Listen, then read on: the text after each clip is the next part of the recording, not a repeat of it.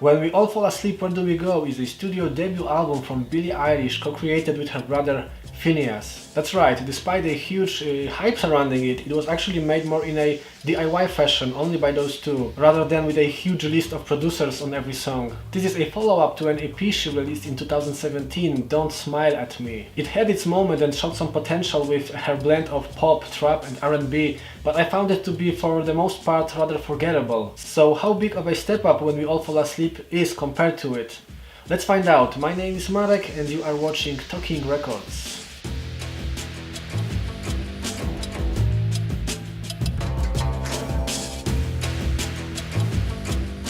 After a short intro, Bad Guy kicks album off with pulsing bass rhythm which, paired with finger snaps, makes you move along to it without you even realizing it. With funny and a bit provocative lyrics, this is a good invitation into Billie's and Finneas' musical world and overall aesthetic.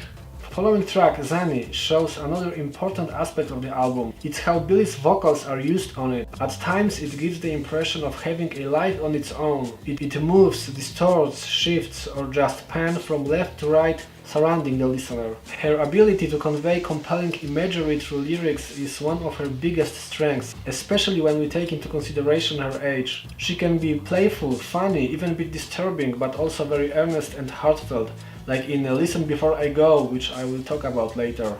Just like Bad Guy, Zani is also bass heavy, but more reserved with a nice touch of a calm piano melody. The biggest praise for this particular song must go to the lyrics against excessive drug use, so opposite to your typical party anthems nowadays. Her honesty and openness are also reasons why her fans love her so much. She is not afraid to show some vulnerability, like on Wish You Were Gay, an interesting take on dealing with rejection with some clever wordplays around numbers. Even when she sings about destructive effects of wildfires and climate change in All the Good Girls Go to Hell, she puts nice apocalyptic twist on it with some crazy biblical references. With the upbeat piano melody and bass guitar groove, it feels more lighthearted than the content of lyrics would suggest. You Should See Me in a Crown is an answer to a question: what if Marilyn Manson made a trap banger? There is something menacing about her vocal delivery on top of synthy arpeggios and dubstep wobble bass in the chorus. I love her attitude and confidence here. Even though the record is for the most part dark, there are moments where her sense of humor shines through, like in My Strange Addiction. When I first heard fragments of a TV series The Office sampled into this song, I was both surprised and amazed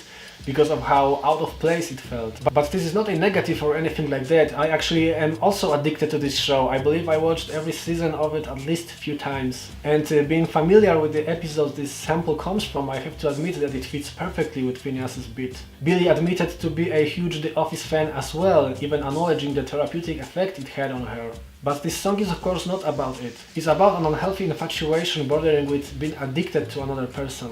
Written from the perspective of the monster under the bed, Bury a Friend is one of the most essential tracks because this was the song that made it all click together for Billie when it comes to her vision of the final shape of this album. It does evoke similar levels of swag to You Should See Me in a Crown, which for me personally is much more mesmerizingly captivating than Bury a Friend. This is a great song that does fantastic job promoting the album, but You Should See Me in a Crown is my personal favorite moment on the album. Last three songs are also quite interesting, giving us the finale this album deserves, even though they are quieter and mellower. The titles of those tracks, when put together, are supposed to create one sentence: Listen Before I Go, I Love You, and Goodbye. Especially the first one of them I found quite moving and heartbreaking. Song about depression in form of a suicide note. As she sings first verses which says, "Take me to the rooftop, I wanna see the world when I stop breathing," we can hear sounds of street in the background with police sirens, voices or passers-by. Calm atmosphere is built with a slow piano chorus for the most part of the song, with synth parts more in a background with occasional bursts of bass. And as the song gets closer to the end, the street sounds intensifies and there is no twist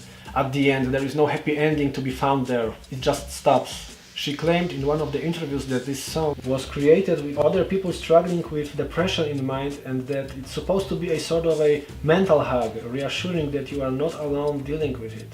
Built around the sound of acoustic guitar, I Love You continue with somber mood and lyrics about complicated relationship. And then we have Goodbye. In almost 2 minutes running time, Billie reminisces every song on the album. When it comes to my least favorite songs, I would probably choose a ballad, When the Party's Over and Ilo Milo. There is no big reason why though, because those are not terrible or necessarily skippable songs, but I found them a bit weaker when compared to all the highlights of the record. Like maybe there was something missing there. I was honestly surprised how strangely satisfying and hypnotizing in its minimalistic approach this album was. I'm under the impression that due to the overwhelming hype surrounding it, and also maybe because of how young Billie is, it is easier to some listeners and critics to dismiss it or not treat it seriously. But if you forget about all the hype, all the millions of streams on Spotify or clicks on YouTube, and concentrate only on music, you will hear that this is a fantastic piece of an alternative pop. Everything here works in perfect harmony. Finneas' creative production together with Billie's vocals, lyrics and overall personality creates one cohesive listening experience. And I believe that word personality is the key here.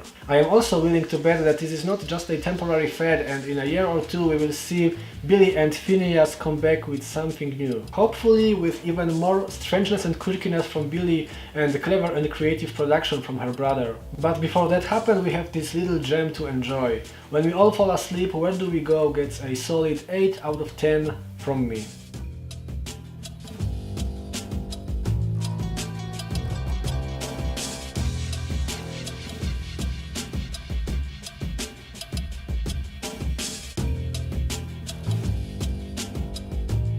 Hi, this is Marek from Talking Records. Thank you for watching my review of Billie Eilish album.